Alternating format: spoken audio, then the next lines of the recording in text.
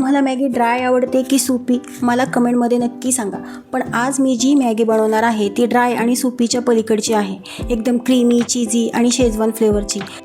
तुम्ही ही मॅगी बनवलीत ना तर हॉटेलची मॅगी विसरून जातात। चला तर मग रेसिपीला सुरुवात करूयात। हॅलो एव्हरीवन, मी प्राची, नमस्वीज किचनमध्ये तुम्हा सर्वांचं पुन्हा एकदा खूप खूप स्वागत आहे।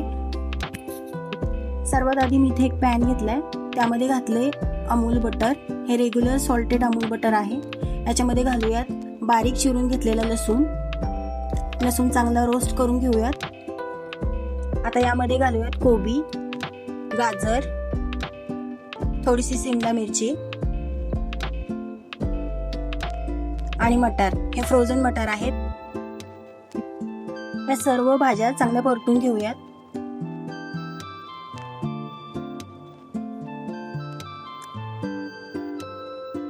आता घालूयात चवीपुरतं मीठ। पुन्हा एकदा मिक्स करून घेऊयात। आपल्याला या भाज्या जास्त शिजवायच्या नाहीयेत, फक्त त्या मऊ झाल्या पाहिजे इतपत शिजवायच्या आहेत। याला झाकून एक वाफ काढूयात। या सर्व भाज्या व्यवस्थित अशा मऊ झाल्या आहेत, काढून घेऊयात। मी एका बोलमध्ये ट्रान्सफर करून घेतेय।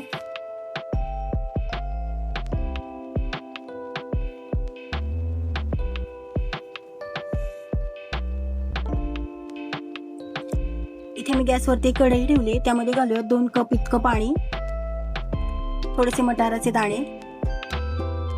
हे मटार आपल्याला थोडेसे मऊ करून घ्यायचे आहेत।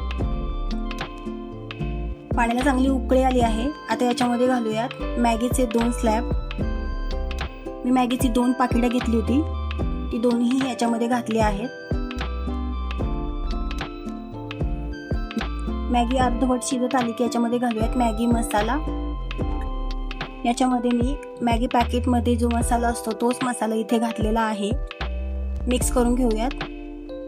हे बघा, आपली मॅगी शिजत आली आहे। आता याच्यामध्ये घालूयात 2 टीस्पून इतका शेजवान सॉस।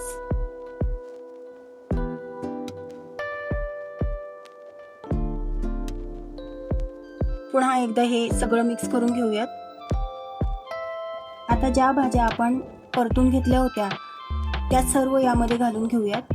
आता याच्यामध्ये घालूयात ग्रेटेड चीज। आपली मॅगी रेडी आहे, एका प्लेटमध्ये काढून घेऊयात आणि त्याच्यावरतून घालूयात किसलेलं चीज। चला तर मग तयार झाली आहे आपली शेजवान चीज मॅगी। या मॅगीची टेस्ट अतिशय सुंदर लागते।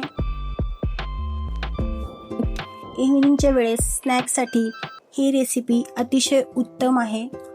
अगदी कमी वेळेत आणि कमी साहित्यात आणि अगदी टेस्टी अशी ही मॅगी बनवून तयार होते। सकाळच्या गडबडीत सुद्धा तुम्ही मुलांच्या टिफिनमध्ये ही मॅगी देऊ शकता। रेसिपी आवडली असेल तर नक्की ट्राय करून बघा आणि ही मॅगीची रेसिपी कशी झाली आहे हे कॉमेंटमध्ये मला जरूर सांगा। व्हिडिओ आवडला असल्यास व्हिडिओला एक लाईक आणि चॅनलला सबस्क्राईब करायला विसरू नका। चला तर मग पुन्हा भेटूया अशाच एका व्हिडिओमध्ये। तोपर्यंत सर्वांना बाय बाय।